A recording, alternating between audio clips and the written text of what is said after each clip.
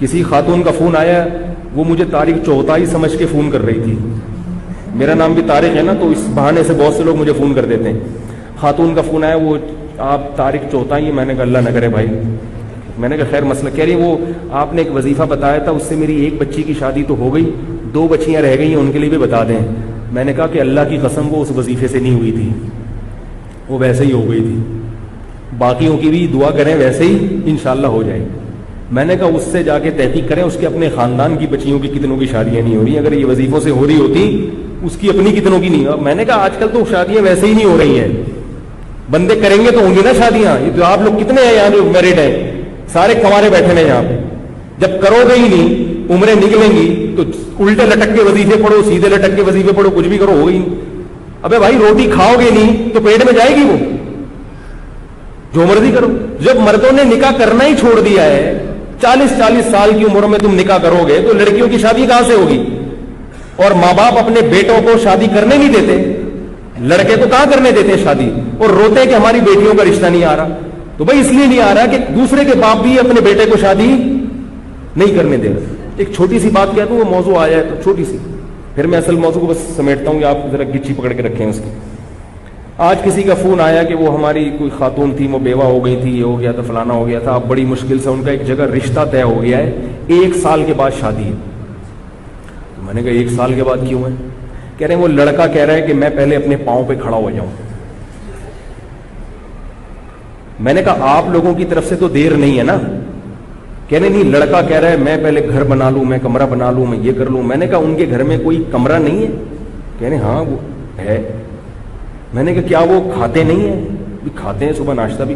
تو میں نے کہا اگر آپ لوگوں کی طرف سے یہ شرط ہوتی نا کہ نہیں ہم اپنی بہن کو یا بیٹی کو اس حالت میں نہیں بھیجیں گے, اس کے لیے پہلے ڈیفنس میں بنگلہ کر, بھائی ہر ایک کا اپنا ایک معیار ہوتا ہے نا لڑکی والوں کا, تو سمجھ میں آتا ہے کہ بھئی آپ اس کنڈیشن میں بھیجنے پر آمادہ نہیں ہو. اگر آپ آمادہ ہو اور سامنے والا آمادہ نہیں ہے, وہ بہت بڑا بیوقوف ہے.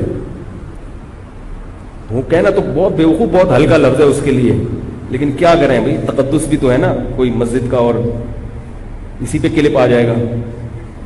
تو پاگل ہے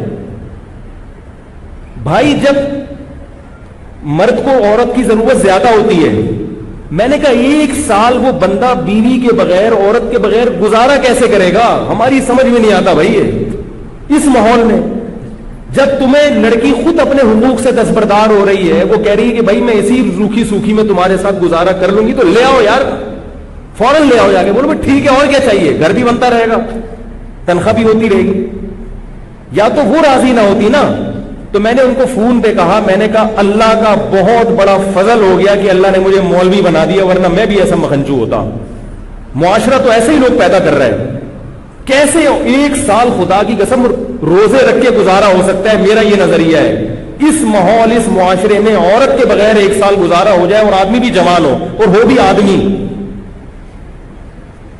بھی ہو, اور 1 سال عورت کے بغیر وہ گزارا کر لے, اس کو لیبارٹری میں لے جا کے رکھ دو, اس کو گینز بک آف ورلڈ میں اس کا نام لکھوا دو. کیسے گزارا کرے گا؟ یہ زندگی کا ہر وقت کی ٹینشن ہے. یہ تو خواہشات نفسانی جو ہے, یہ شہوت ہے, تو جسم کی ریکوائرمنٹ ہے. جیسے بھوک لگتی ہے نا, چاہے کتنے نیک ہو, کتنے پرہیزگار ہو, بھوک تو لگے گی بھائی. چاہے تبلیغ میں چلے لگا لو, 4 مہینے لگا لو, اور ڈبل ہو جائے گی بھوک. تبلیغ میں نکل کے آدمی واقعی میدا بڑا ٹائٹ ہو جاتا ہے, ڈبل کھانا کھاتا ہے.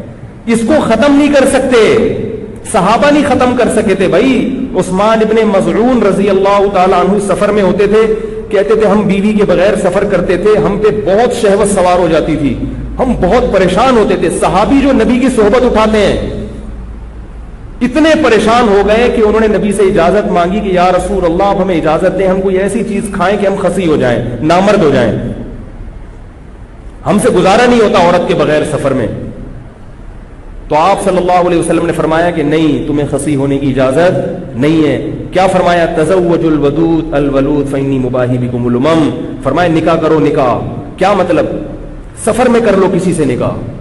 یہ نہیں کہ ابھی جائیں گے تو پھر اس 6 مہینے استخارے نکالیں گے, پھر لڑکی والے آئیں گے تو پھر لڑکے والے جائیں گے. اتنا ٹائم نہیں ہے بھائی, اتنا ٹائم نہیں ہے. سفر میں گئے ہو, کوئی رشتہ میسر ہے, شادی کرو. گھر میں فون کر کے ابا کو بتا دو ہو گئی ہے, ہو گئی. صحابہ کا ایسا ہی ہوتا تھا, ابا ہو گئی. آج تو پتہ نہیں کیا عذاب بنا لیا اللہ کے بندو.